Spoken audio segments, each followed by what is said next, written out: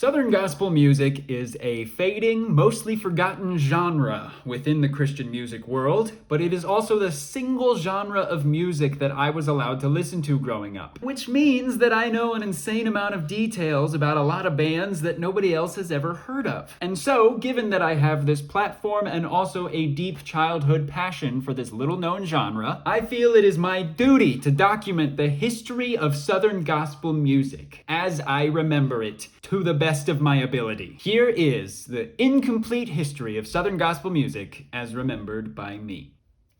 Now, the stark reality is that Southern gospel music existed far before I did. My entry point into the genre as a very little child was just listening to the music that my dad liked, so that's where my knowledge starts. I can't trace Southern gospel back to its founding with any expertise. For example, I know who Jake Hess was from seeing him in Gaither videos, but I never listened to the Statesman Quartet, or the Imperials, the Blackwood Brothers, the Inspirations, etc. That's not my era. My history starts with the cathedrals. But before I fully start info dumping a bunch of random names and facts onto you, I think I should describe what Southern gospel music actually is. Southern gospel is a genre that relies primarily on groups singing in 4 or 3-part harmony. For this reason, you will not find many solo singers in Southern gospel. In fact, the only ones I can think of off the top of my head right now are Steve Green and Ivan Parker. The primary group formation in Southern gospel is the all-male quartet.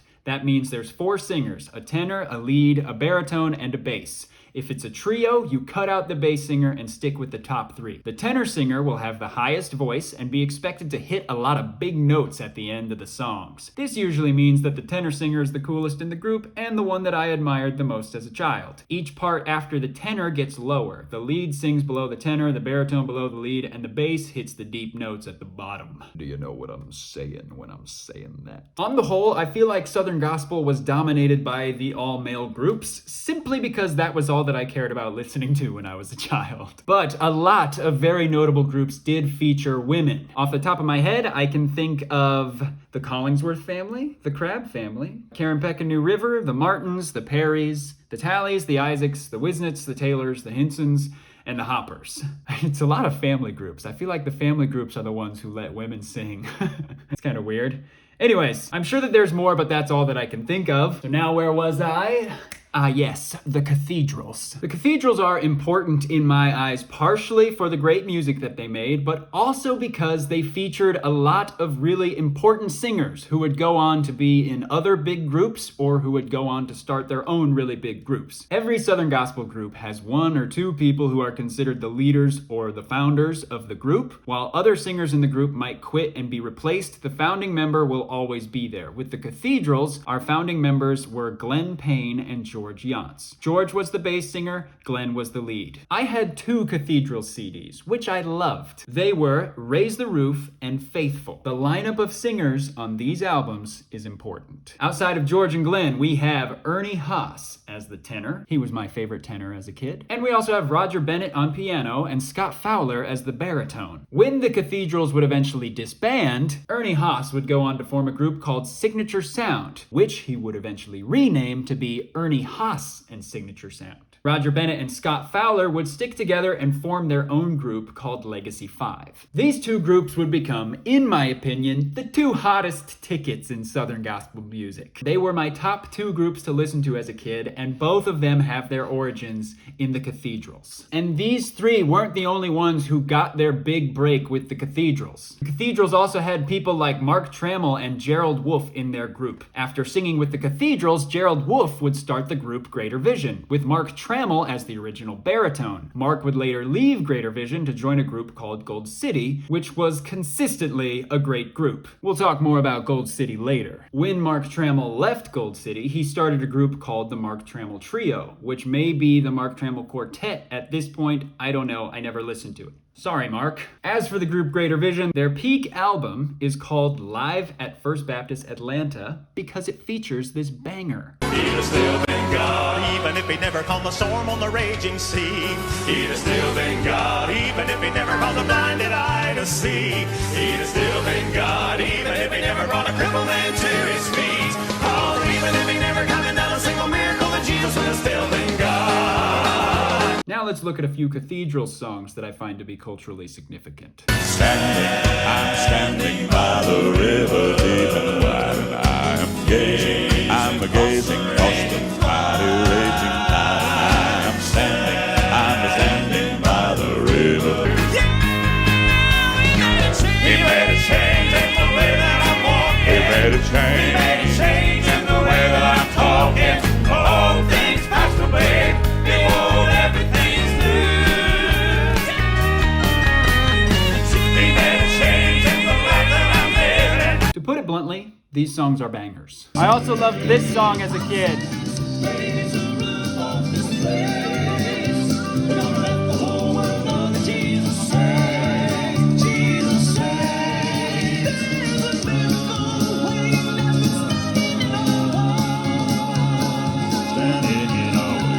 Now I need to tell you about Roger. Roger Bennett was an expert piano player, a great singer, a great songwriter, and a hilarious person. He was the first person to inspire me to try to be a funny person, if that makes sense. Basically, I just adored him as a kid. Glory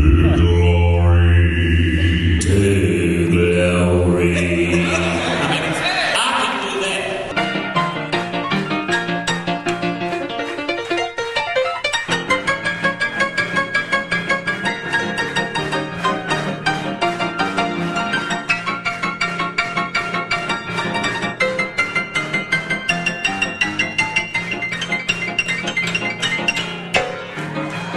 You think I'm an ignorant hick, don't you? What? You think I'm an ignorant hick. Just admit it, you do. Well, I got news for you, pal. I ain't no hick. For the entire time that I knew of Roger Bennett and listened to his music, Roger had cancer. His struggle with his illness and his perseverance and steady faith in God to get him through it was often reflected in his lyrics. I may be wrong about this, but I always heard that he wrote the song Don't Be Afraid right before he was diagnosed with cancer. And I seem to recall people talking about it as if they were saying that God was trying to speak to him through the lyrics that he wrote, telling him not to be afraid of the cancer. I wouldn't say that I necessarily agree with that claim, but I do think that the song kind of rules, and I think we should check it out. I know how it feels to be tossed by the storms, and I know how it feels to be battered and warm. But yet I know how it feels to be carried on through. Yes, I do. Called by the strength of the one who is faithful and true. Jesus is faithful. Said, don't be afraid. By the time that they put out the album Faithful, Roger was actually cancer-free, and he wrote a song called Healing to reflect that. My body was weak, my spirit so low. It seemed I died a little each day. My friends tried to help, they tried to cheer me up, but there was nothing for them to say. But then Jesus came like a thief in the night. He touched me and I was made whole. My doctors were stunned, they had nothing to say, but there was something they had to know. I stood and told them about my healing. Unfortunately, the cancer did return, and so Roger had to keep on fighting. Before we move on from the cathedrals, there's one more song I want to share with you by them. This one features Danny Funderburk as the tenor. That one earthly reason I was the guilty. Yes, he was the sacrifice.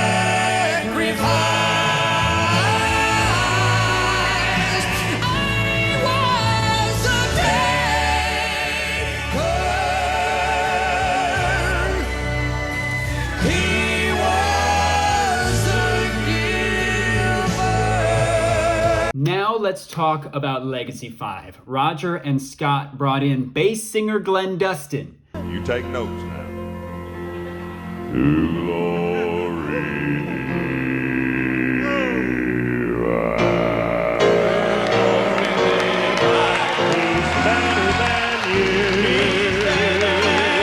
Baritone Scott Howard, and tenor Josh Cobb. Josh Cobb is a significant tenor singer because my dad and I both loved him. I stand redeemed before the great I am. When he looks at me, he sees the nail-scarred hand that bought my liberty. But he was apparently very difficult to work with, and so he left Legacy 5 very quickly and was replaced by Tony Jarman. Okay, fun fact. Years later, Josh Cobb was hired by Gold City to sing tenor with them. My dad and I were very excited to hear him sing with them, so we bought tickets and went to see a show. At the show, Josh Cobb was late to come out on stage. All the other singers came out to start the show, and Josh Cobb was nowhere to be found. Roy Webb, who was playing the piano for Gold City at the time, and who originally played the piano for Ernie Haase's Signature Sound, said as a joke to the audience, when Josh Cobb shows up, let's all give him a standing ove. Which we did, and it was very funny. And Josh Cobb did not stay with Gold City very long. I don't even think they recorded an album with him. The best album that Legacy 5 ever put out is called London. As the title suggests, they went to London to record this album, and I think they even recorded it with the London Symphony Orchestra, which is insane. A huge moment for Southern gospel music, if you ask me. I mean, they made it across the pond. Here's a banger from that album for ya. Nobody knows what it means to me. Nobody knows but my Lord and me. I've got that old time religion in my heart, way down inside. Woo! You get the idea. At the end of this album, Roger Bennett hits us with another one of his incredibly written songs, this one called Home Free. At the ultimate healing, we will be home. Home free, eventually. At the ultimate healing, we will be home free. Home free. Oh, I've got a feeling at the ultimate healing. One of the coolest things that Legacy 5 did was a special concert together with Greater Vision. Since then, I think they've even done an album that featured Legacy 5, Greater Vision, and the Booth Brothers. The Booth Brothers are another really great group, and one time when I went to the youth conference at the Hammond Baptist Church in Indiana, a guy preached a sermon against the Booth Brothers because apparently their album was marketed as sounding similar to Rascal Flatts. And let's be real, this song does sound just like rock music made by Satanists, right? I've gotta tell someone what a mighty thing that my Lord has done. His love has changed my life. I've gotta stand and testify. Yeah, thank God they preached against that. Wouldn't want people to go down the path to Satan from listening to it, right? That same sermon also compared Ernie Haase's Signature Sound to the Temptations, which is just insane. An aside, look, Hammond Baptist Church in Indiana was insane. I didn't want to lose her. Oh, God, I didn't want to have that pain. Oh, God, no. Oh. God, you love me so much, don't you? Yes. Oh, God, thank you for what you're making me. You're welcome. I was there for that. I was in the building when that happened. I saw it live. I was like 13. I didn't have a clue what was happening. Don't worry, though. That preacher later went to prison for being a groomer / PDF file. So, since I mentioned the Booth Brothers, their best albums are easily The Blind Man Saw It All and their self-titled album, which features this. I saw the river keep a rolling and a going and a flowing, and I keep on singing my song. Happy am I, happy am I. I sing it in the morning and I sing it in the evening, and I keep on moving along. Happy am I, happy am I. Here's the thing though, if you listen to the studio version of that song, you get this bit.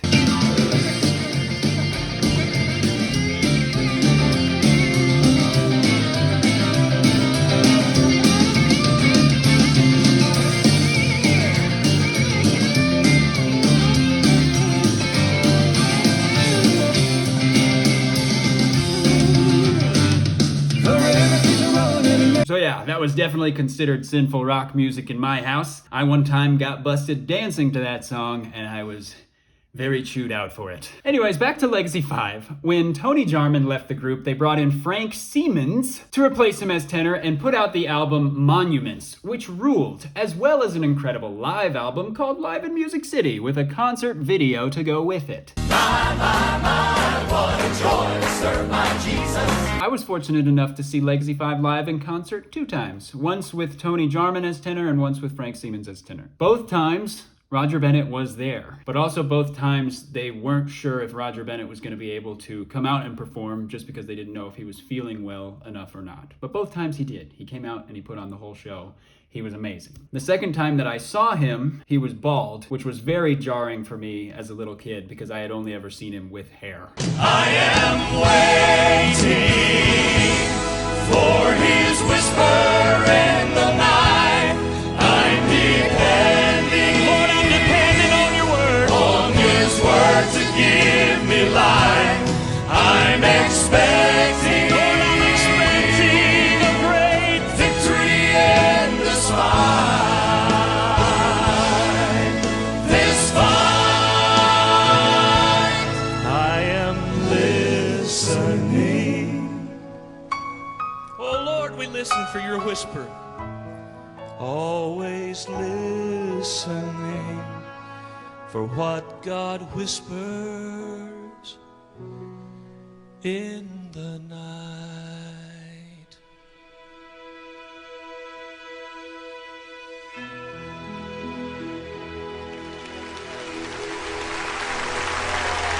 When people at my childhood church would talk to us kids about having heroes, which was something that they did all the time, I always thought of Roger Bennett. He was my first hero. He died in 2007 due to complications that were caused because of the cancer. I would have been just 11 years old at that time. I think part of why I feel the need to make this video is because of Roger. He was someone who had such a big impact on my life when I was so young. And then he was gone, and then a bunch of time passed and so much changed to the point that by the time I got out of high school, my days of listening to Legacy 5 were over. The older that I got, as I started to listen to other genres of music, as I was finally allowed to listen to non-Christian music, it almost became like I had never listened to Southern gospel music, or like Southern gospel music had never mattered to me. But it did matter to me, and that matters. I feel like we all have incalculable amounts of memories of people and things from our past that shaped us, that impacted us. And for me, Southern Gospel and Roger Bennett were just massive parts of my childhood, of who I was at that time. I spent my childhood first in the old blue house, going down to the basement, setting up stuffed animals as members of my quartet, and then doing concerts for the rest of my toys. I used a pen as a microphone. Then when we moved house, I went out into the garage and I performed out there using a flashlight as a microphone. I adapted with the times. When it got cold out, I would go into the spare room in the garage where there was an electric heater, and I would keep on singing along with all of my Southern Gospel CDs. I sang those notes as high as I could. I dreamed of being the best tenor singer that Southern Gospel had ever seen. Then I hit puberty and my voice altered, and I had to accept the fact that I would be a lead singer, or maybe even a baritone if we're being honest.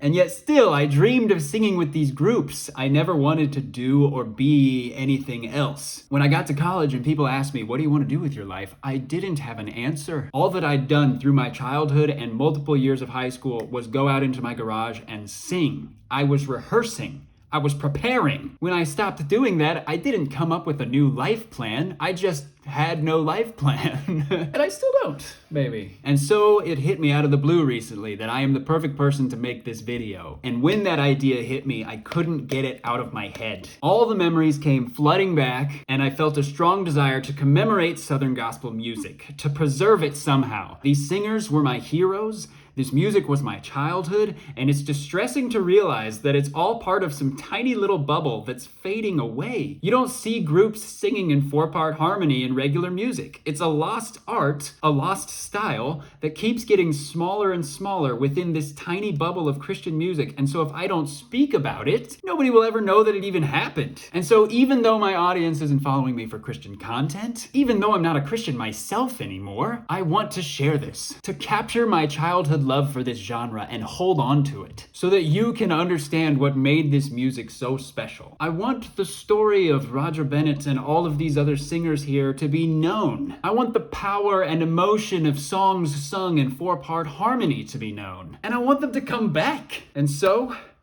I think it's time we talked about Ernie Haase's signature sound. In their early albums, Signature Sound was a pretty chill and wholesome group, but don't let it fool you. Give them a few years to find their style, and they'll become one of the sexiest groups to ever be featured in Singing News magazine. The iconic lineup of this group is Ernie Haase, Ryan Seaton, Tall King, Doug Anderson, one of the hottest men in all of Southern Gospel, and Tim Duncan. The first albums I had by them were Stand By Me and Building a Bridge, the latter of which featured Ernie Haase's massive hit song, Oh What a Savior. Then I'll join that chorus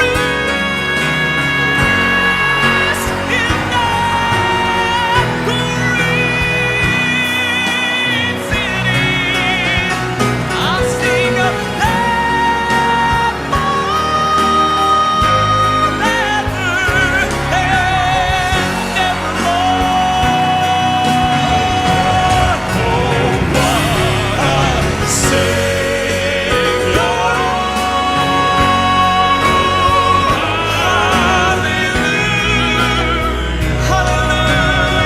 As they would progress, these guys would start to dress in really cool suits, wear their ties really short, do cool spiked up hairstyles, and even do little dances. Was your grace, Lord, that brought me great relief and stand by me, Lord, stand by me, while I walk this way. I know, it's just like the openly Satanist group The Temptations, am I right? I don't know what y'all saw on that screen, but I just saw the devil. I also gotta say, Ernie Haase's signature sound got me in trouble in school so much. I went to a private Christian school, and I would try to do my hair spiked up like signature sound did, and if I did anything like a faux hawk, they would make me change it, and it made me so mad. Screw you, Romeoville Christian Academy. These guys were my boy band. The Heathens had NSYNC. I had Ernie Haase's signature sound. And believe me when I tell you, you haven't lived until you've heard Doug Anderson sing Happy Rhythm. Well, there is music ringing deep within my soul. I can feel the bubble, I can feel it go. When I get the feeling that I wanna shout, makes me feel so good I gotta move about. Brother, let me tell you, there's no single doubt. I can feel it, I can feel happy rhythm. These guys were pushing the envelope for Southern gospel music, often putting out albums where my parents thought some of the songs sounded a little bit like rock and roll. My counterpoint to that would be, these guys freaking rocked. And although my feet are weary and my back is aching so, I can hear the saints all cheering, just a few more miles to go. I'm gonna share this song with you because for some reason I distinctly remember my parents saying that this one was too rock and roll. I've been dreaming dreams of a heavenly place, 'cause this world is not my home. So I'm traveling light on my journey here, making plans for the day I go. If this is the last time we have down here together, I promise you I'll see you in forever. Yeah, dude, I think those lyrics were originally sung by the Rolling Stones, so. But if you thought all that stuff was insane, everything changed for me when a little album called Getaway Jordan came out. This was, in my opinion, one of the biggest moments in all of Southern gospel music. The album came with a live concert DVD, and it was the best Southern gospel concert DVD ever put to disc. Imagine my reaction when I put on the DVD, and this is how it started. someday. Who opens their concert by kicking up their mic stands? That's freaking insane. And then they follow that up with this? God is good, he's faithful, he's my God, he's my God, he's my God, he's my God.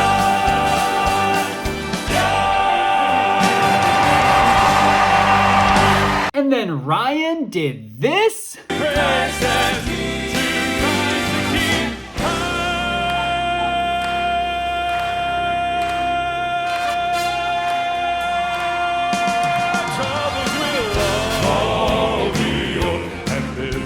This clip sets up a great segue because if we're going to talk about long note hold outing, we need to talk about a man named Arthur Rice, comrades.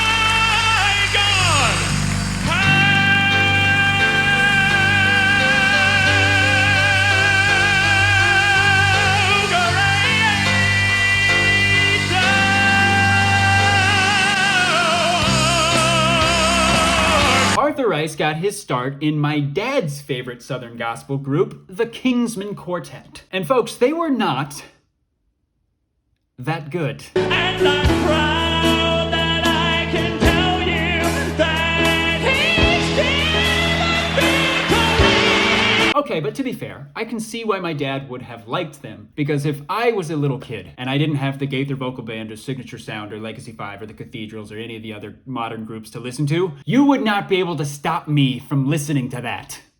Now, if you want a comprehensive background of the Kingsmen, you can actually watch a whole 2-hour-long reunion concert of theirs right here on YouTube, which features most, if not all, of the original singers, including a tenor named Johnny Perrick, who is the father of Jay Perrick, who sang with Gold City. Don't worry, we will get to Gold City. Here's a bit from the reunion concert with Jay Perrick's dad singing tenor. Last day, I'm too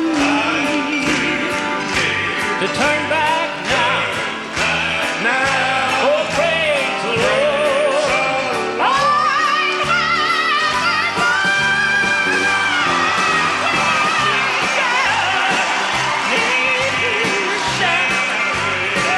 I'll say goodbye to the world of sin.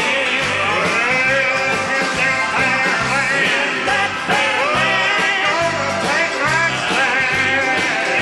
Stand to me on this road for glory, on this road for praise God, on this road for glory.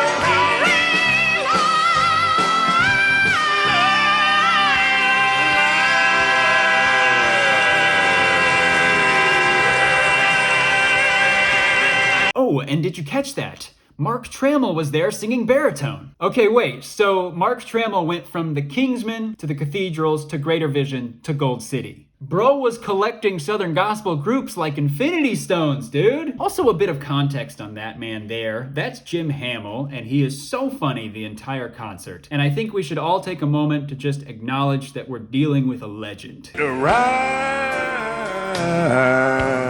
no more. But the master of the sea, he heard this old sinner people cry and cry. The words he died, he said. Oh, and Also, that piano player there is named Anthony Berger, and he's one of the big piano players of Southern gospel music. I think he died really young, which is sad. A fun bit that they would often do with Anthony Berger was make it look like he was playing the piano so hard that the piano was smoking or catching fire.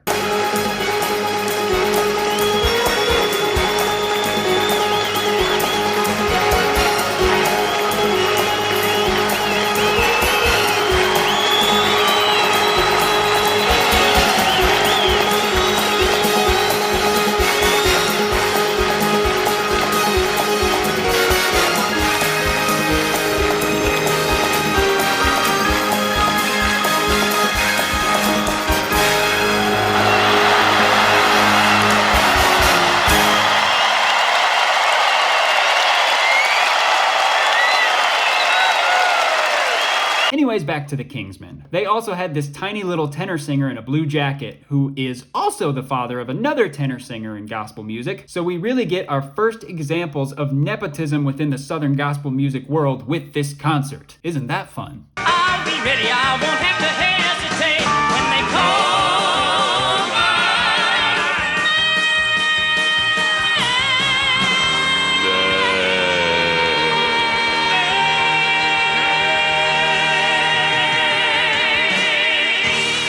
Now, by the time Arthur Rice sang with the group, the tenor they had was a dude with red hair who was literally called Squeaker because his tone was just... There's no crumbs from his table, still I must feed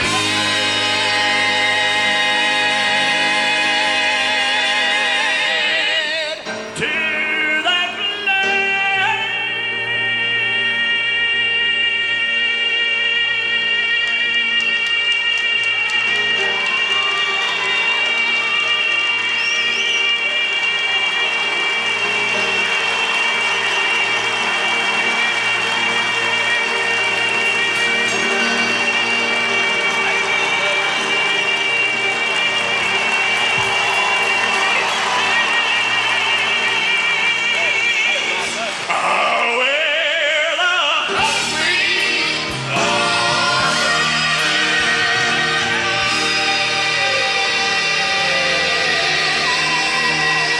Here also is a clip of a very iconic Kingsmen song. Come on, Squeaky!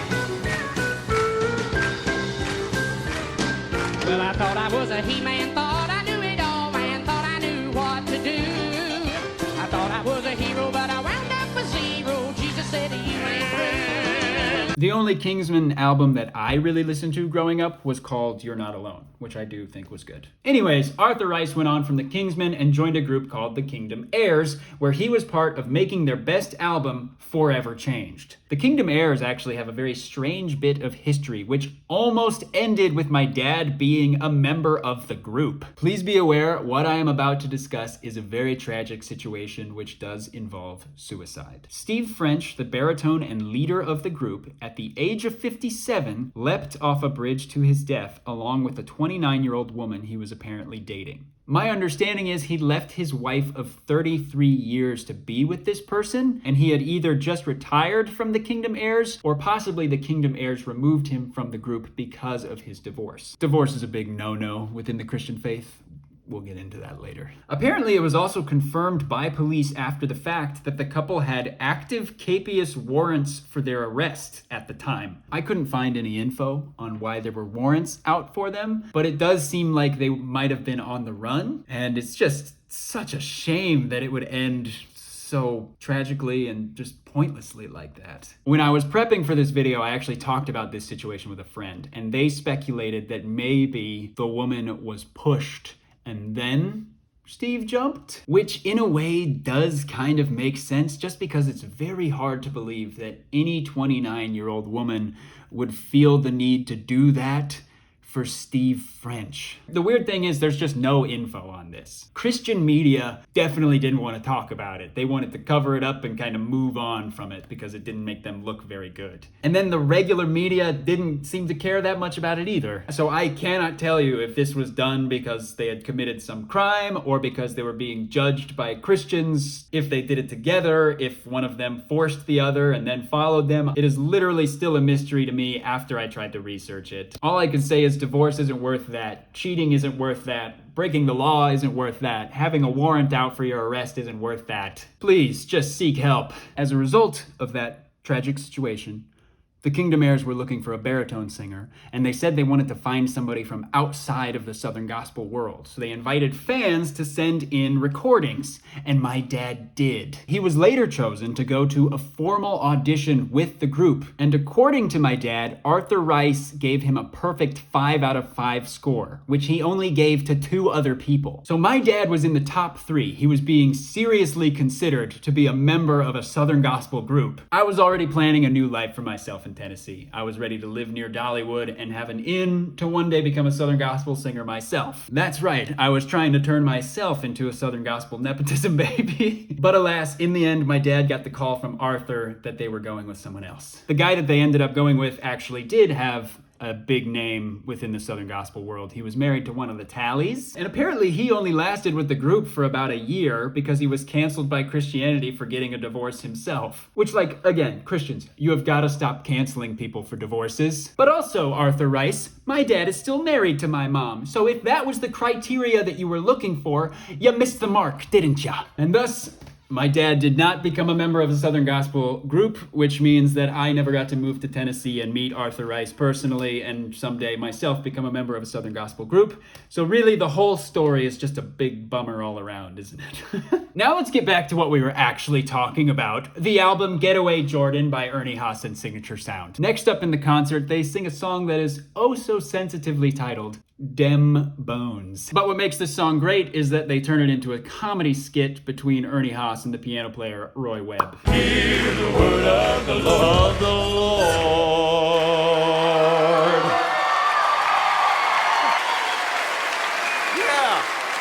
Yeah, sweet people. What are you doing? What are you doing? We're trying to... I just want to sing 3 words there. That's what I heard. I've been here 3 years. I figured I could get 3 words of the Lord. It just keeps happening over and over. No. No. I think I could be the next American Idol.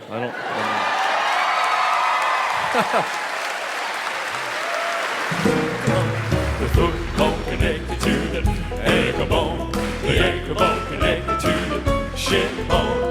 The shin bone connected to the knee bone. The knee bone connected to the thigh bone. The thigh bone connected to the hip bone. The hip bone connected to the backbone. The backbone connected to the shoulder bone. Then they gave us this banger, originally a cathedrals classic. When Paul met the Lord on Damascus road, he never was the same again.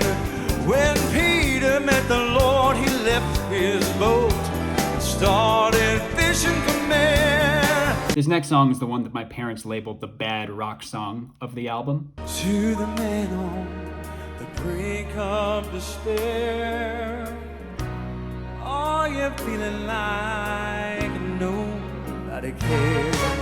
And to the woman at the well of regret, searching for love that you haven't found yet, reliving hurt that you just can't forget. But hold on and be strong, 'cause it won't be long till we fly away. And I mean, honestly, how could they not label that the bad rock song? I mean, it freaking slaps. Also, Doug Anderson.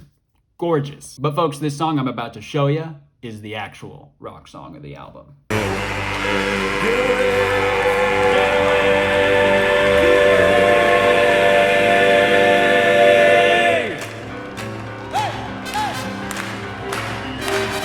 Get away, Jordan. Get away, Jordan. Get back.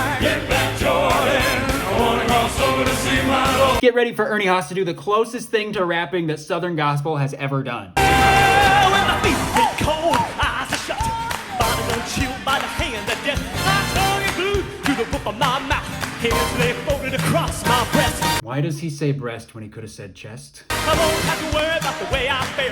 Got a body that told me he'd be right there to lift me up on the wings of love, fill my soul into heaven above. Tell the Jordans, get to life. I told them to be on the other side. Get away, Jordan. Get away, Jimmy Jordan. Get away, that's back, way back, Jordan. Wanna cross over to see my Lord. Get away, Jordan. Get away, Jimmy Jordan. That's back, way back, Jordan. Wanna cross over to see my Lord. And the craziest part about this is they reprise it over Body don't chill by the hand of death. and over Hands lay folded across my breast. and over again. Get away, Jordan. Heck yeah. Now don't get me wrong, this album does have its cringe moments. It features not one, but two patriotic songs designed to keep we little Christians feeling special about our great Christian nation. The second patriotic song that they sing is not as cringe as the Star Spangled Banner, and we'll get to why that is in a minute. But first, I need to cook on this topic. Please forgive me. Look, when you have an audience that's comprised almost entirely of boomers, you're gonna have to pander to their rabid nationalism from time to time. Everybody knows it's not a real gospel concert unless you've taken at least 8 minutes out of your show to worship the section on a map where you're from. The Booth Brothers also did this with their hit song Under God. Under God, America's been blessed. Under God, brought through every trial and test. As far as I can tell, this whole song is just about the fact that the words under God were added to the Pledge of Allegiance. Somehow that warranted an entire song in the Southern Gospel music world. Let's be real. Nobody should be saying a Pledge of Allegiance to an imperialist country, least of all Christians. It's a harsh reality that years ago, Christianity in the US became and has since remained basically synonymous with republicanism and the right wing. And with that comes an insistence that we live in the greatest, most free country in the world that also just so happens to have the highest incarceration rate in the world, that also happens to be funding a genocide in Gaza and a war in Ukraine, that also happens to be imposing embargoes on Cuba and Venezuela, which are literally starvation sanctions designed to kill their civilian populations so that we can prove that socialism doesn't work and then put new puppet governments in power in those countries who will let the US come in and steal their natural resources. That also just so happens to lead the world in school shootings. That also happens to value corporate profit over human life. That also happens to have a yearly military budget of $800 billion, while at the same time, it would only cost an estimated $40 billion per year to end world hunger. Hey, United States, maybe if you made sure that everybody was fed,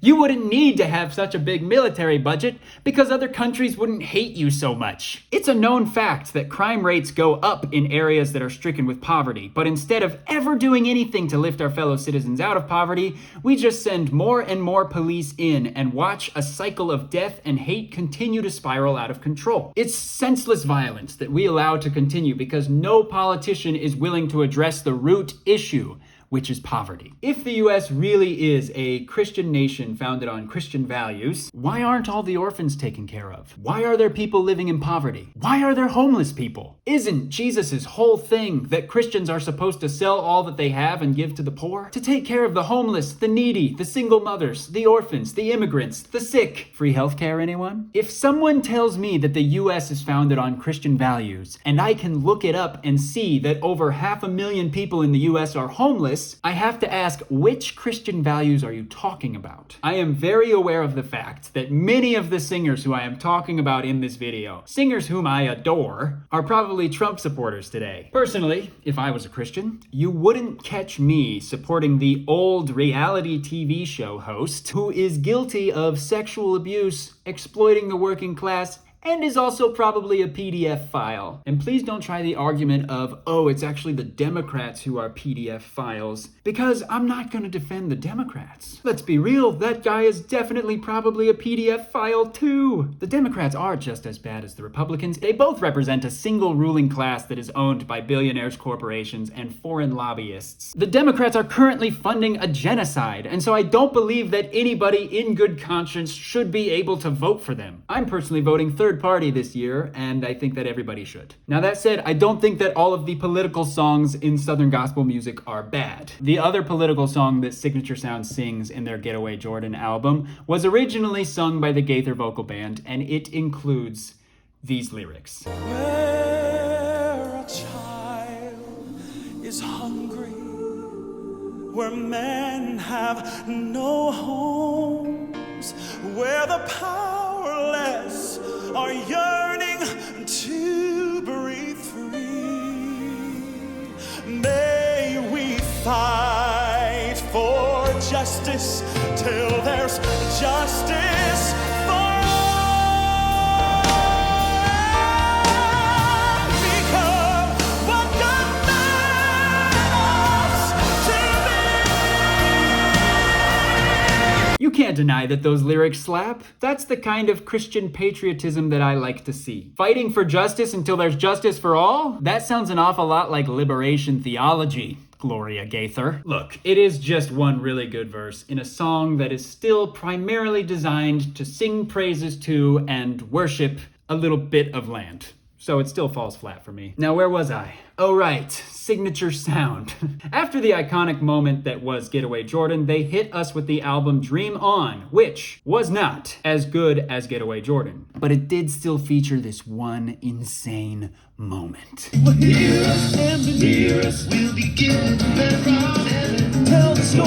As far as I know, that is the only time in Southern gospel music that anybody ever put a cool effect on somebody's voice. At this point, the style of Signature Sound shifted towards a more old-fashioned vibe. And also Ryan Seaton left the group around this time, which was devastating to me, and he did a solo album where he tried to be the Christian Michael Bublé.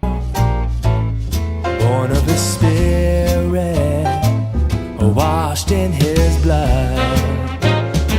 One of the comments on that video was not having it. Well, with Ryan gone, Signature Sound brought in a new lead singer named this blonde guy from Karen Peck and New River. I never bothered to learn his name back then, so why should I do it now? He was in their second album in their Influenced series, which, by the way, doesn't seem to be available on streaming. Actually, so many Signature Sound albums are missing from streaming. What are you doing, Ernie Haase? You're missing Stand By Me, Building a Bridge, Glory to His Name, The Ground is Level, Great Love, and 2 Influenced albums. The people don't even have access to Climbing Up the Mountain, Ernie. What's that about? Anyway, these are some of the highlights from Influenced Part 2.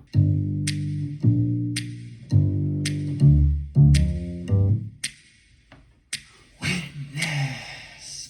Who'll be a witness for my Lord? I don't know. Who'll be a witness for my Lord? Not me. Who'll be a witness for my Lord? Still a great song, though. Who'll be a witness for my Lord? Yeah, I'll be a witness. This song's also great.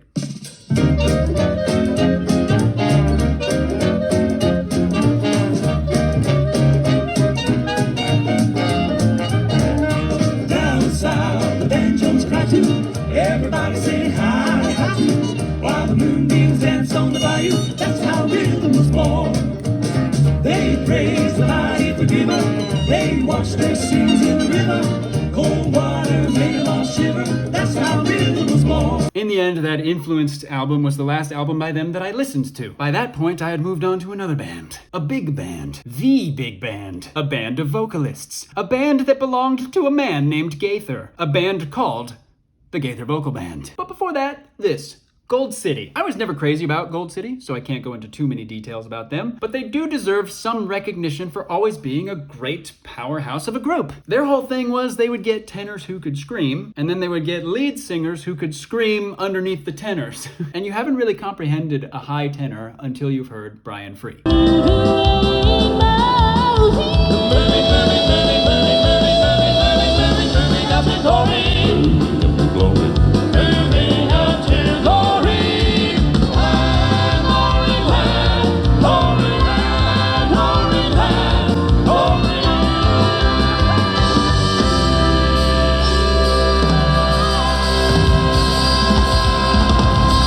Gold City also had the great singer Ivan Parker, and he popularized the song Midnight Cry, which is probably Gold City's best song they ever made. I can almost hear the Father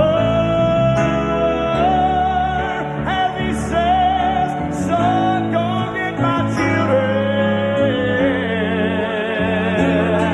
And at the midnight cry,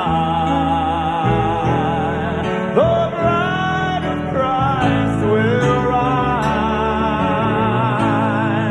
when Jesus steps out. Enter the J. Perrick, son of Johnny Perrick, era. It looks a little something like this.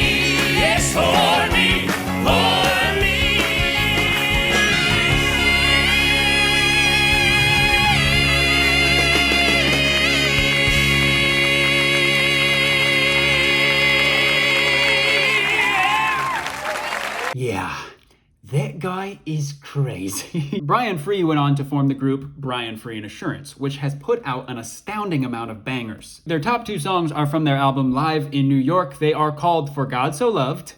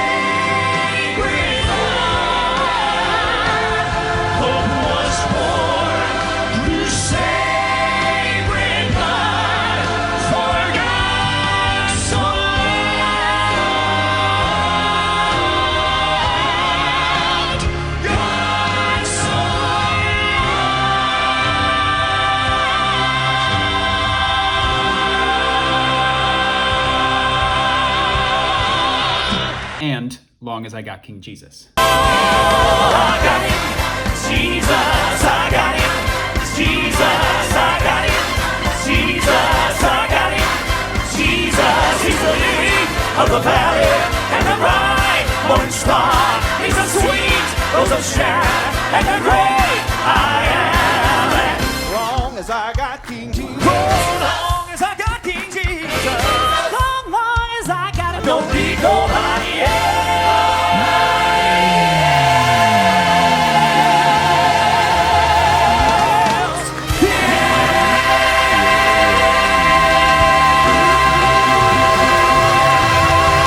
great song that they did is called Jesus Will Pick You Up. He did it for Paul. They fix you the same way, my Jesus. Jesus will pick you up if he has to reach away.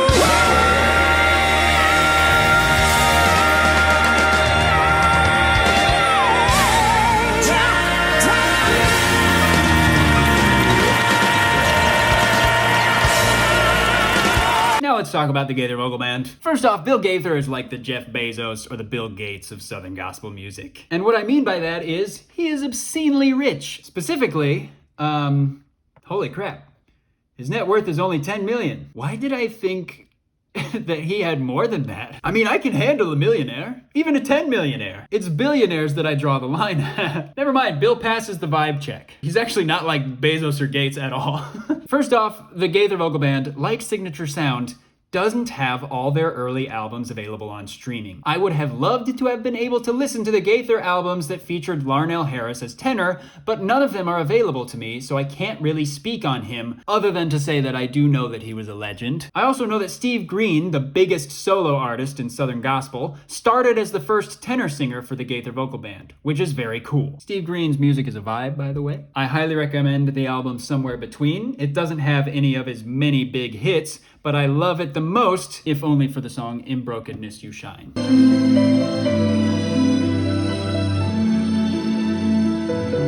want to see your beauty one more time. Pretty freaking good, dude. He's pretty freaking good. So the first rendition of the Gaither Vocal Band that I know is the one that was built around Michael English. He was their powerhouse, and everything they recorded was built to let that guy cook. The best albums of the Michael English era are A Few Good Men and Southern Classics Volume 1. Michael English's style was very loud, powerful, high, and with lots of vocal inflections, if that's a word. Basically, he was all over the place. Before I show you this first clip of him, I also need you to understand this man was gorgeous. Insanely sexy. Brace yourself. To the man on stage, come here, make a way somehow.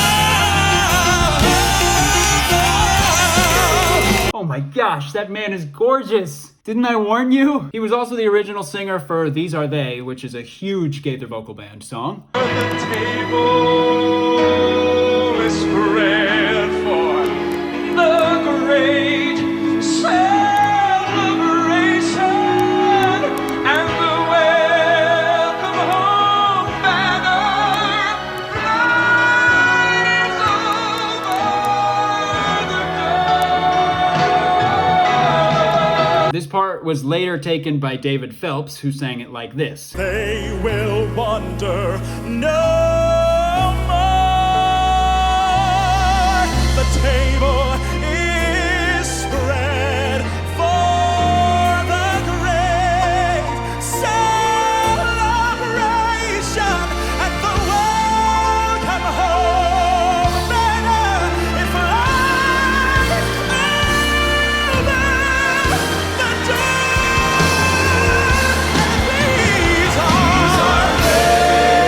door. But for my money, I think that Guy Penrod sings it best. They will wander no more. The table is spread for the great celebration, and the welcome home banner flies over the door. Michael English was also the original singer for the song The King Is Coming, another banger. Bring the robes are now unfolding. Heaven's grandstands all in place. Heaven's choir is now assembled, start to sing amazing grace. The King. Oh my gosh, just let me kiss him one time. He also sang Daystar.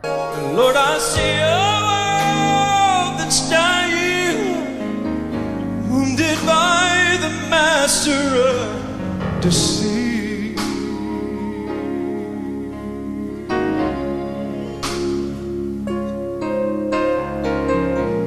Groping in the darkness, haunted by the years of past defeat.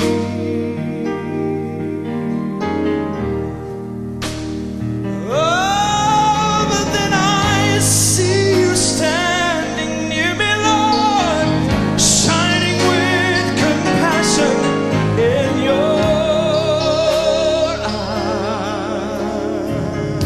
He sang In Christ Alone. I place my trust and find my glory in the power of the cross and every victory. And perhaps this gorgeous, gorgeous man's biggest hit was the song I Bowed on My Knees. I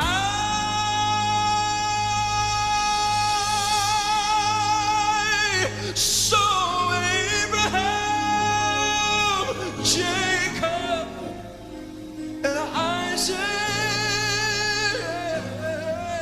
I talked with Mark, sat down with Timothy. Oh, but I said, Timothy, Timothy, Timothy, Timothy. I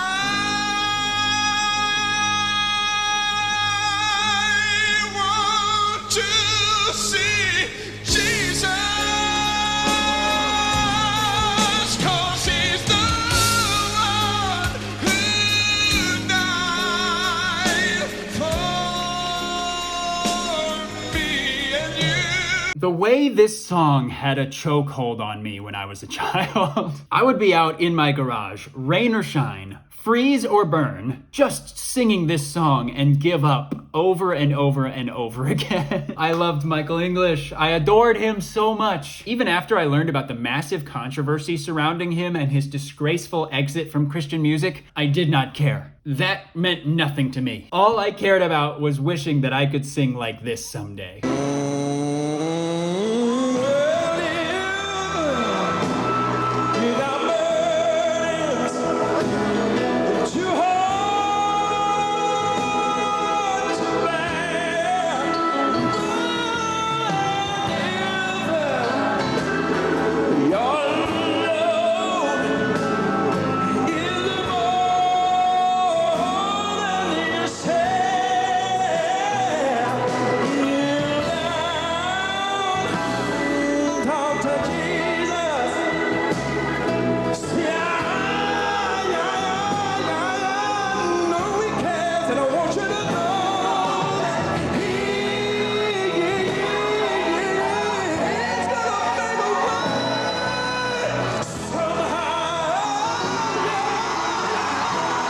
Now we come to the story of how Michael English was entirely rejected by Southern gospel music after he came forward and admitted that he'd had an affair and that she was pregnant with his child. He turned in his Dove Awards, he was dropped from his label, he divorced his wife, his music was pulled from Christian bookstores and radio, and pretty much every Southern gospel singer, including members of the Gaither vocal band, whom he had traveled and sung with for years, kept their distance from him and wouldn't speak to him. Hey look, this guy cheated on his wife. Screw him for that. Whether you're Christian or not, if you cheat on your wife, you're not a good person. On the other hand, most people don't lose all their relationships and get seemingly abandoned by their entire religion over something that the religious people should have technically not cast stones at them over. In one interview after the fall, he talked about how the gospel music industry was trying to build him up as a sex symbol, but then when he made a mistake, they were like, goodbye,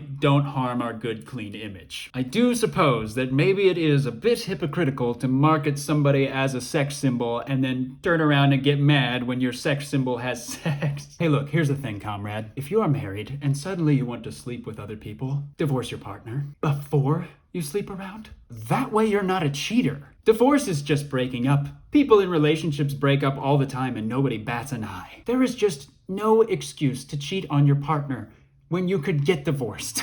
And look, if you're unwilling to get divorced because you're like, I can't live without my partner, then don't cheat. Don't sleep around then. Isn't that obvious? Isn't it better to say, we ended things, than it is to say, I cheated on them? Isn't the second option far more extreme and also far more condemning of you? But as I previously mentioned, in the case of Christianity, divorce is a big no-no. So suddenly what I think happens here is a lot of these people think that it's safer to cheat, which is a sin that can be hidden, rather than get divorced, a sin which can't be hidden, if that makes sense. As far as I can see it, it seems like Christianity has created conditions where a spouse can be a cheater or abusive or a whole other list of toxic things, and the other party might feel completely trapped in their awful situation because God forbid that they get a divorce.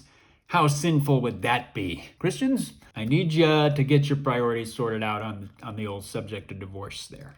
One of the saddest things that I read when I was researching the situation with Michael English is that apparently the baby was lost in a miscarriage. This is just tragic. And the worst part of this is I can hear some Christians claiming that this was like God's punishment to them for sinning. And the reason why I am confident that some Christians said this is because they are literally probably referencing the Bible story of David and Bathsheba, where David uses his power as king to kill Bathsheba's husband so that he can take her for himself. And then when she gets pregnant, God kills the baby to punish David for adultery. Comrades, God was absolutely crazy for that. I don't care if you think that God is perfect and all-loving and all-merciful. That was wrong of him. It's actually really weird to think that the anti-abortion crowd would be so chill with God just going around and killing innocent babies as punishment for other people sinning. Michael English attempted to rebrand as a pop singer for one album, and then 4 years later he tried to put out a gospel solo album and break back into Christian music, only for it to be discovered that he was addicted to drugs. Not party drugs, mind you. It was pain medication that he got addicted to after a surgery. This set him off on a long path of working tirelessly to get the forgiveness of the Southern gospel audience. He literally put out an entire album and a book that featured a heavy prodigal son theme. The prodigal son being the classic Bible story about the son who ignorantly goes off and squanders his wealth and then comes back expecting his dad to hate him, only for the dad to welcome him back with love. It's a good strategy to remind the Christians of that story, I think. We'll come back to Michael, because his story doesn't end here. At the time that Michael was singing lead with the vocal band, Mark Lowry was the baritone. Mark Lowry is a legend of Southern gospel music. He is, I think, the only Southern gospel singer who has also done stand-up specials. Don't you hate going to someone's house for dinner and they've hid the plunger? And that water's rising up. Is that not panic in your heart? I mean, I become instant charismatic on that. Stop! Fun fact, my dad took a songwriting class where Mark Lowry was a guest teacher once at the Steve Hurst School of Music. And when my dad sang one of the songs that he wrote for Mark Lowry, Mark accused my dad of plagiarizing the Bible because dear old dad used a lot of scripture in his song lyrics. Speaking of, if there are any Southern gospel groups watching this video and you've somehow made it this far, please reach out. I am sure that my dad will let you sing the songs that he's written for a small fee. And if you're wondering why Mark Lowry might know something about songwriting, maybe ask yourself if you've ever heard the song Mary Did You Know? Because yeah, Mark wrote that. The lame will leap, the dumb will speak, the praises of the Lamb.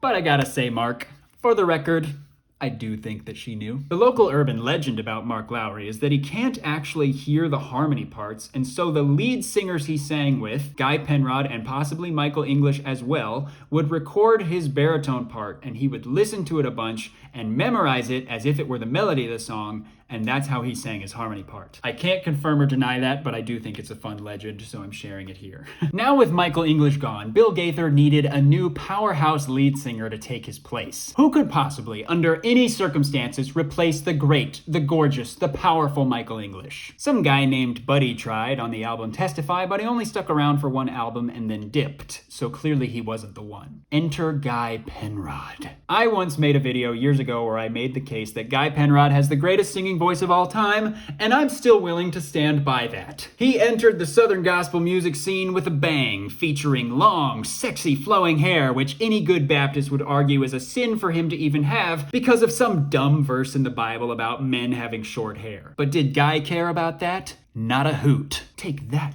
Baptists. Anyways, Guy came in hot with Southern Classics Volume 2. But at the side of a saint, there's rejoicing. For life can't be sealed in a tomb. No. He also did this.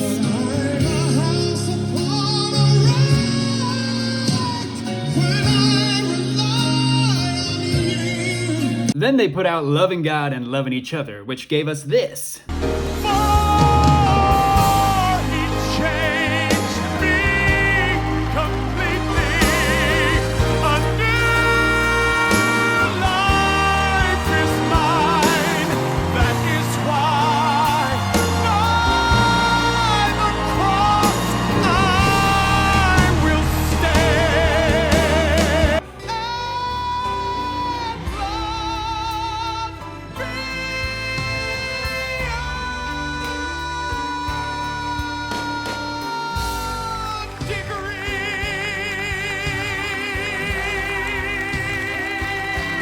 Now, for those two albums, the tenor singer was Jonathan Pierce, but in the next album that they put out, we finally achieve one of the golden Gaither vocal band lineups with the entrance of David Phelps. And get this, it's a Christmas album. It's called Still the Greatest Story Ever Told, and it slaps, with these two songs going especially insane. How can we stay where the light has come? Jesus is calling us to go. Go tell everyone, tell them the Savior has come out of bondage into everlasting light. I owe everything to you.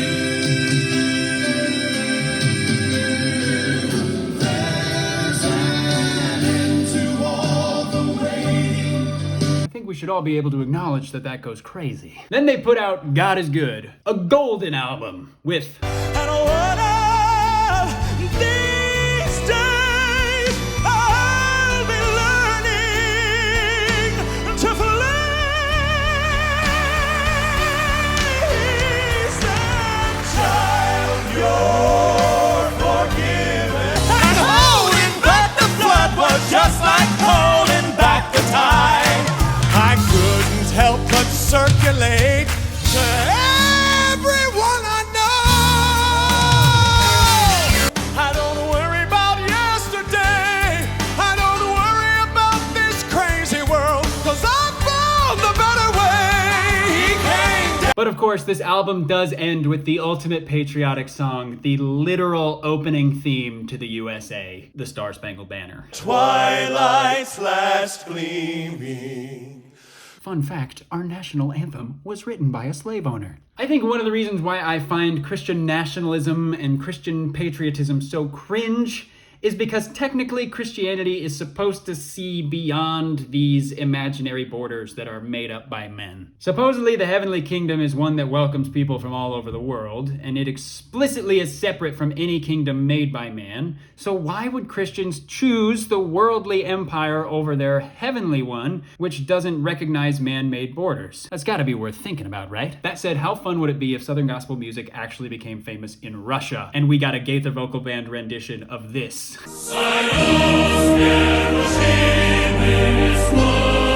Okay, yes, it is silly to suggest that, but also, if envisioning a gospel group singing a national anthem for another country weirds you out, maybe that's the point. It's weird.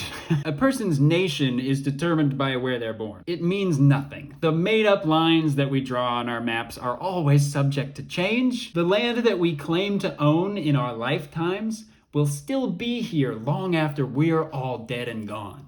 So who really owns whom here? The next album they put out was called I Do Believe, and it slapped. Lost in the feeling, let the mighty river roll, flow from heaven, flow down over me. You're wanted, you're precious, you're the love of his heart, and the old rugged cross was for you. Oh, now I grow and breathe in freedom. Now I gotta show you this one song they did live, just cause it jams. Soon as I can see Jesus, tell him all about my trouble. Put on my robe in glory, shout and tell him my story. I shall wear a robe and crown. I shall wear a crown. I shall wear a crown. When the trumpet sounds. When the trumpet sounds. He cooks, comrades. But alas, this is the point where we come to the end of the first golden lineup era. With the departure of Mark Lowry, Russ Taff became the new baritone. Russ originally sang with the Imperials or something like that, so he was a really big name within the realm of gospel music, but also he sounded like this sometimes. Oh, but I know the really.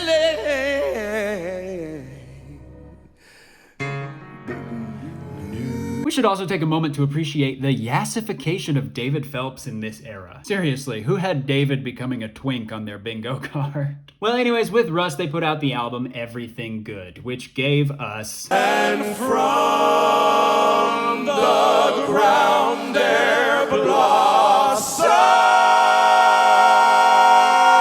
red. But then I heard that the King of the ages, he had fought all life's battles just for me. Oh, and victory is mine for the claiming. And praise his name, I'm free. And then, this freaking band had the audacity to make one of the best albums of all time with a cappella. That's where a present far too small.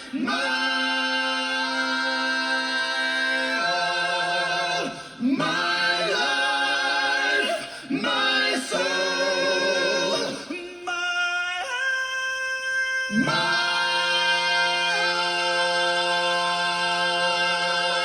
That's crazy. And every song just goes like that. I am begging you, if you go out of your way to listen to one Southern Gospel album, make it the Gaither Vocal Band a cappella and skip the patriotic songs at the end.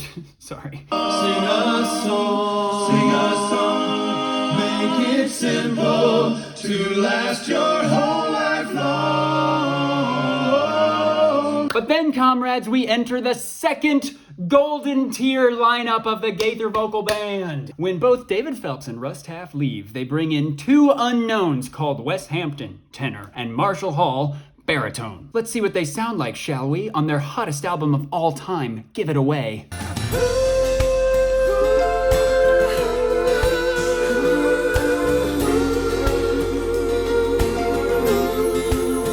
Well, there are people who think they're not receiving anything from God at all.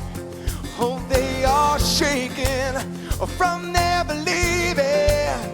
When they don't see results, they quickly fall. Just keep on working, seeking the kingdom. Oh, instead never working for your needs.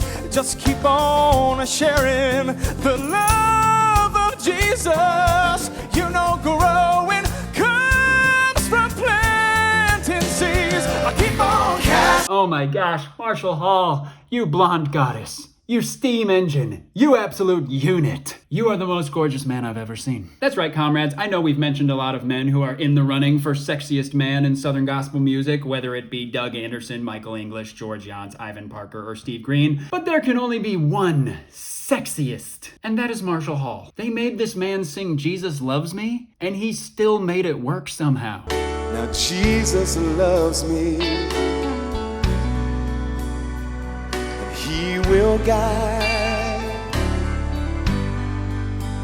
heaven's gates. He's gonna open wide. Oh, and he will wash away all our sin and let his little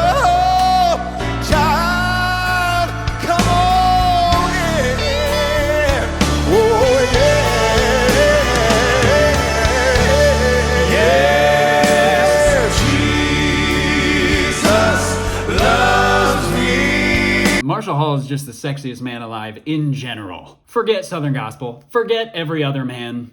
It's Marshall Hall or nothing. Look, it may seem like a weird choice to wait until my Southern gospel video to come out as pansexual, but that is what I've chosen to do. I am pansexual, and I would risk it all for Marshall Hall. Let's look at the other bangers that Getaway has to offer.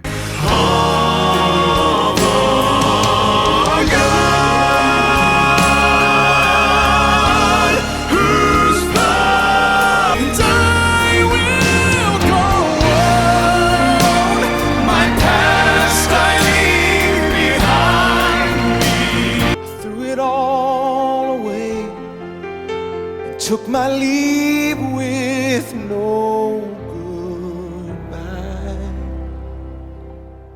I bought some company, bragged how we were free, laughed and looked death in the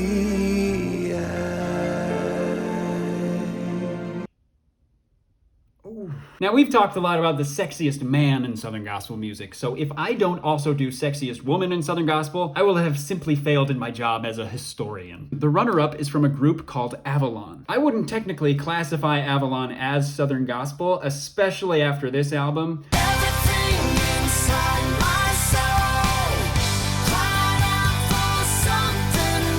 But Avalon appeared in one Gaither homecoming video at the Red Rocks, and they sang one song, and it rules. And the woman in the suit with the long coat. Hail him who saves you by his grace. And crown him Lord of all. Hail him who saves you by his grace. And crown him Lord of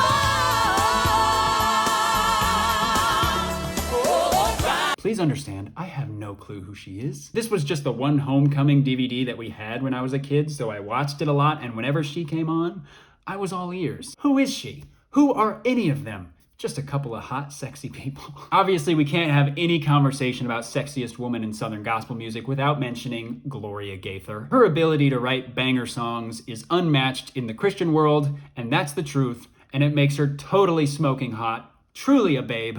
Bless her. But the sexiest woman in all of Southern gospel music is a woman named Judy Martin. And she is a member of the Martins, one of the greatest groups in all of Southern gospel music. And here she is, slaying so fiercely that her gaze alone could outshine the sun. No language my rapture can tell. I know that the light of his presence with me shall. Need I say more?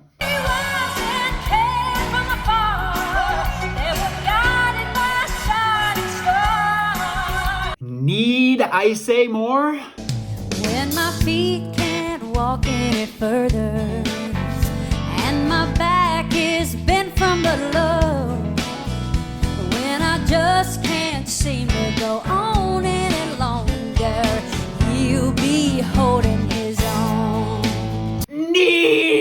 say more? You can talk about your king of Gideon. You can talk about your king of Saul. But there's none so great as Joshua at the battle of Jericho. Please, please, please understand that I adore her because she is an incredibly talented singer. Her work with the Martins is incredible. She's an icon of Southern gospel music. All of these things play an equal role in making her the sexiest woman in all of Southern gospel music. I am a historian. Great are you, Lord, and worthy of praise. Great are you, Lord. I lift up my voice. I lift up my voice. Great are you, Lord. Great are you, Lord. Great are you, Lord. Great are you, Lord. Great are you,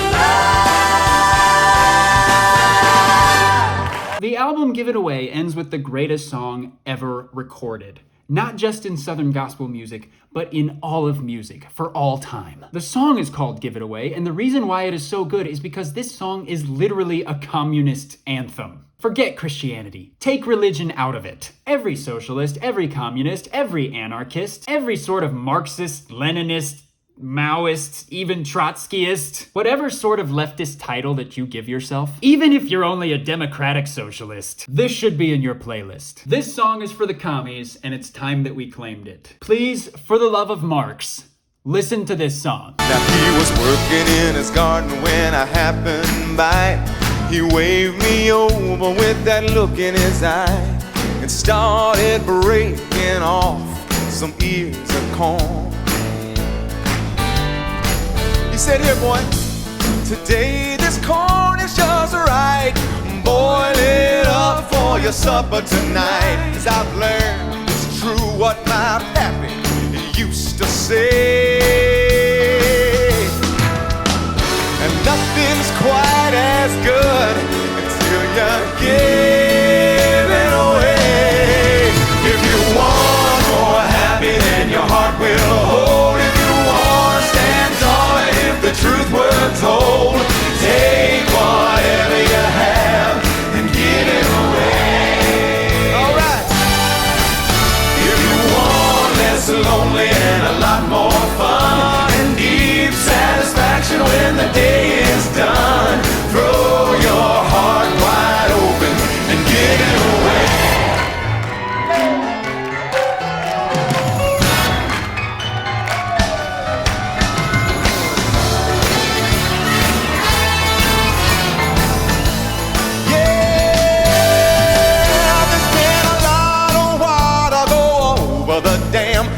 The day in the garden with my Uncle Sam.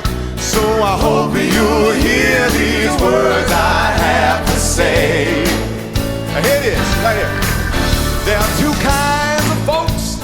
There's takers and givers. There's gripers and complainers and big-hearted livers. It depends on how we choose to spend our days.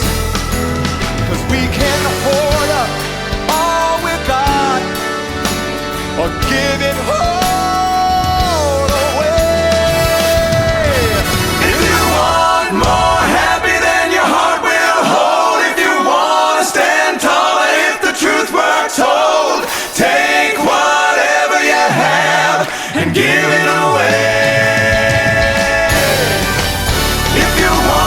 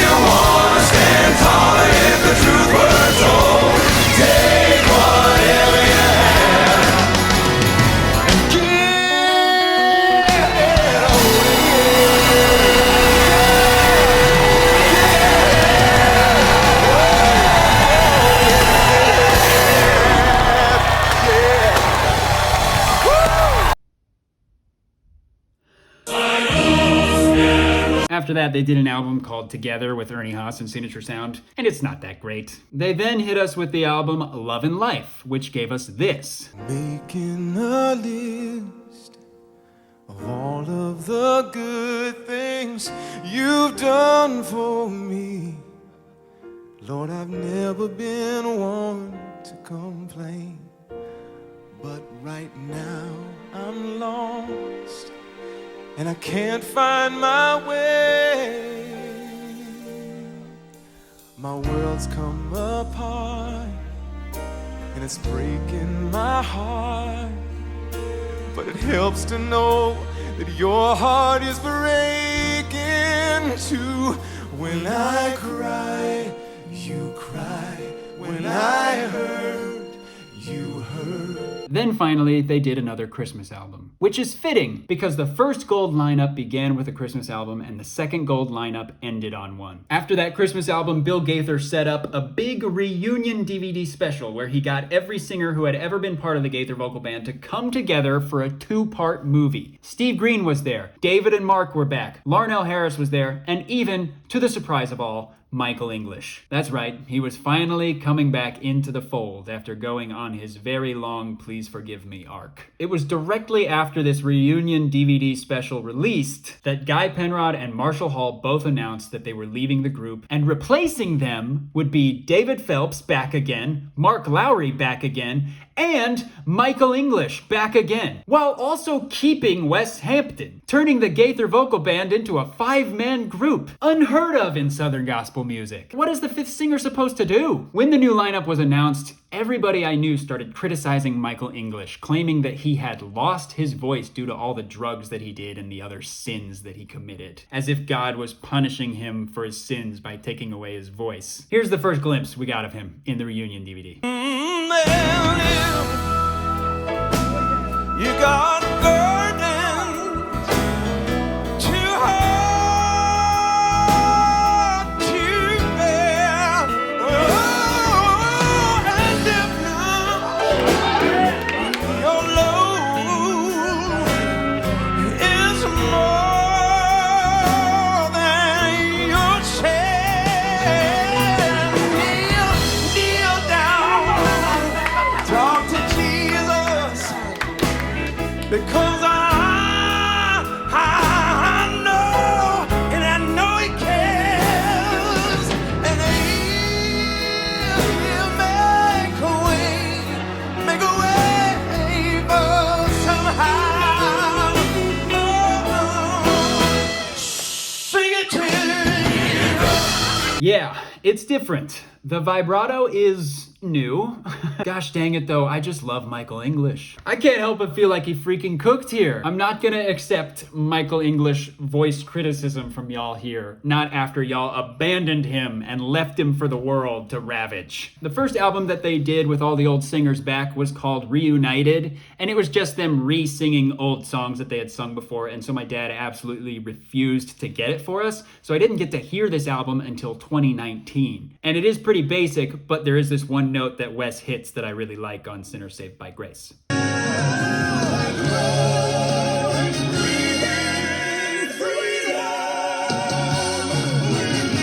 Yeah, that rules. I don't know. After that album, we got Greatly Blessed. Finally a set of original songs with the new group. And it doesn't seem to hold up to me now as much as it did back then. At the time, I was obsessed with it. Michael sang a song on here literally called Please Forgive Me, which was just another addition to his massive begging for forgiveness arc that he seems to have to constantly be on in order to justify his return to the audience.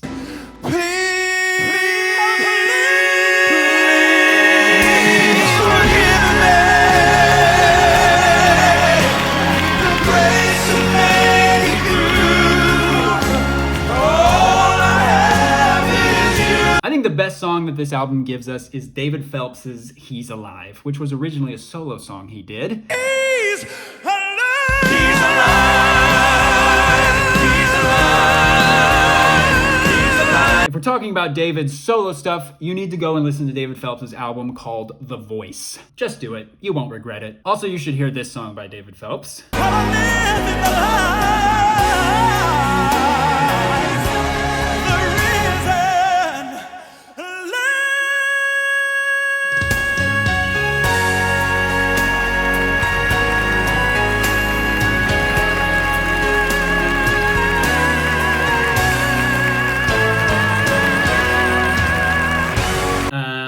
And you should also hear him sing O Holy Night. Chains shall he break, for the slave is our brother, and in his name all oppression shall cease. Sweet hymns of joy in grateful chorus raise we, let all within us praise his holy name.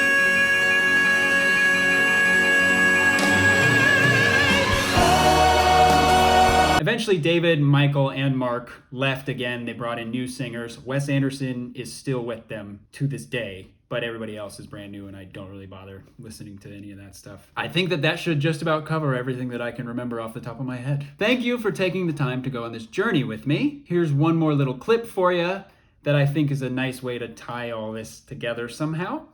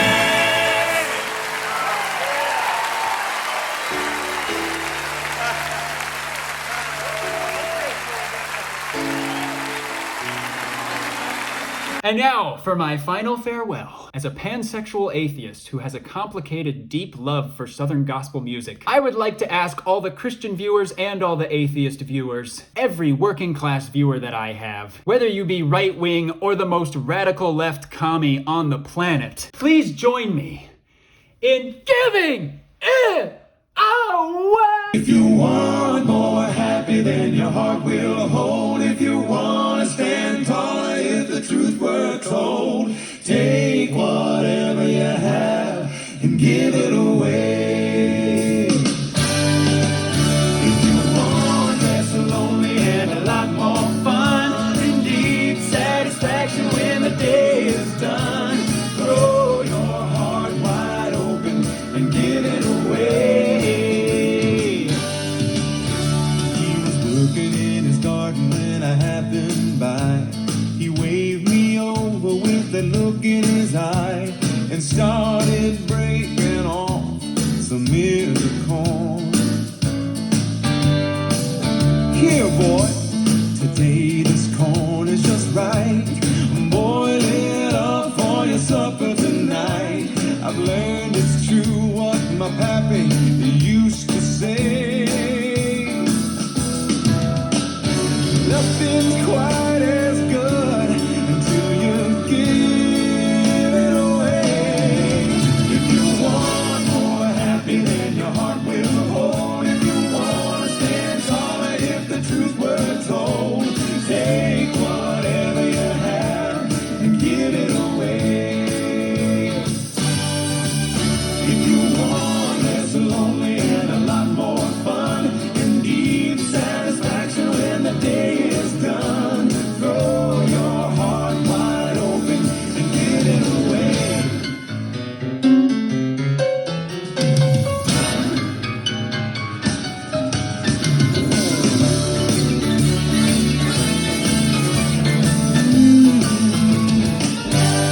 There's been a lot of water go over the dam. It's the day in the garden with my Uncle Sam. So I hope you'll hear these words I have to say. There are two kinds of folks, takers and givers. There's gripers and complainers and big-hearted livers. It depends on how we choose to spend our days. We can give it all.